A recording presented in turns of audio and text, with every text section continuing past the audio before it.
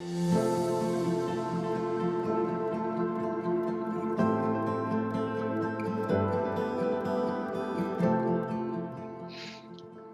I'm Alex Gulotta. I'm the Arizona State Director for All Voting is Local, and I'm here with Danielle today, and we're going to be talking about access to voting. Hi, Alex. It's nice to see you here and have an opportunity to talk. I have the great opportunity of working with Alex a lot here as the Director of Voting Rights at Campaign Legal Center. So why don't we set the table a little bit, Alex, and talk about why does voting access matter and what kind of impact does voting access have on our elections? Well, I mean, I think we would probably both agree that access is everything, that if people don't have access, they can't participate, and that we have a history in our country of poll taxes, of literacy tests, a variety of different mechanisms that have excluded people from the voting franchise that were designed to exclude people. And we have, modern versions of those that are barriers that make it hard for people, sometimes who are low income, people who live in communities of color, to access the ballot.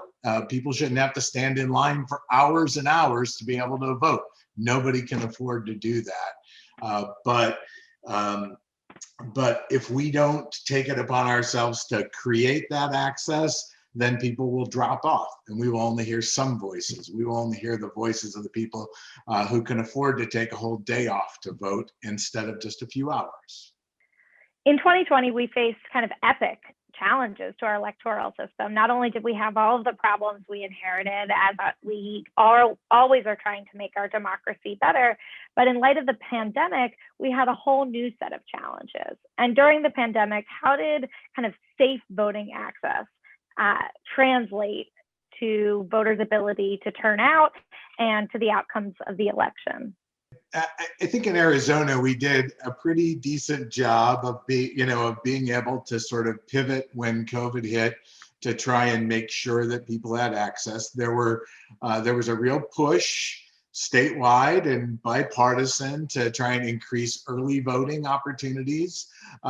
We have a history of mail voting in Arizona, and so that can be by mail, but there's also in-person voting.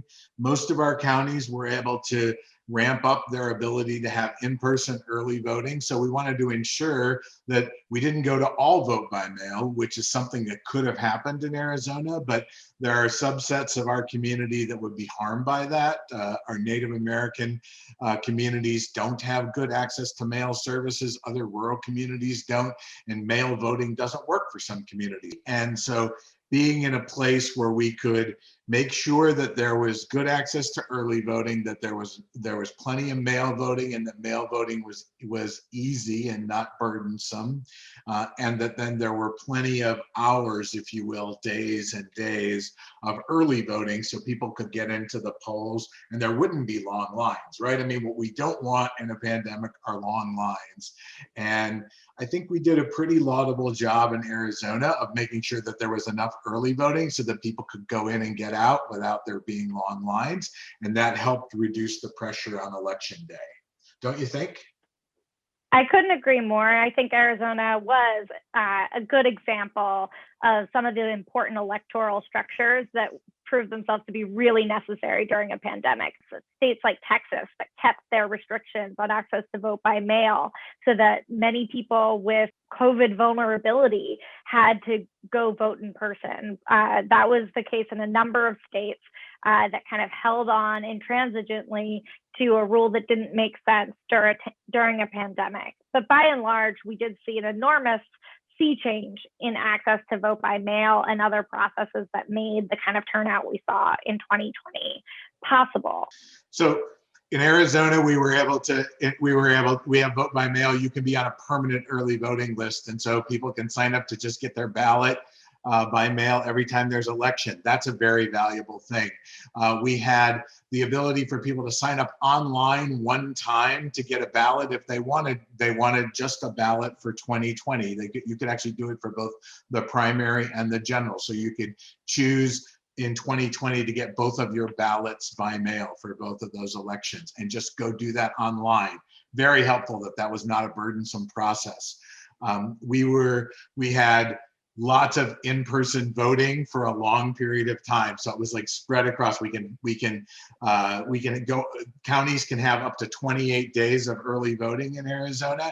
And there were many counties that capitalized on that option and made many hours and many days of early voting available, which took down the burden on election day. If voters only know what they've experienced in the past of kind of going to the same local polling place on election day, the fact that all these other opportunities have been opened up is not very useful.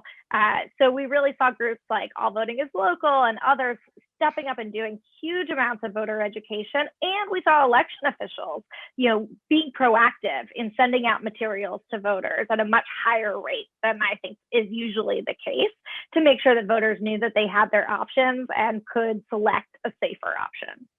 Yeah, and good point, because many people didn't know, you get your ballot by mail, most people return it by mail, but there were problems with the postal system, and there was a lot in the news about the postal system, and not everyone was comfortable with that. And we just made it really clear to people, you can get it by mail.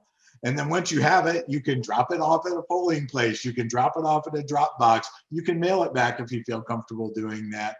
But you have options, and people don't always know those options. And we were part of an infrastructure that tried to get the message out. Across the country, there were some states that had to make really large changes in their processes in order to make voting accessible. New York State is a perfect example. New York State was a place that was hit hard early by the pandemic and didn't have a lot of the structures in place that you need for accessible voting. In the past, absentee voting had only been about 3% of all votes cast.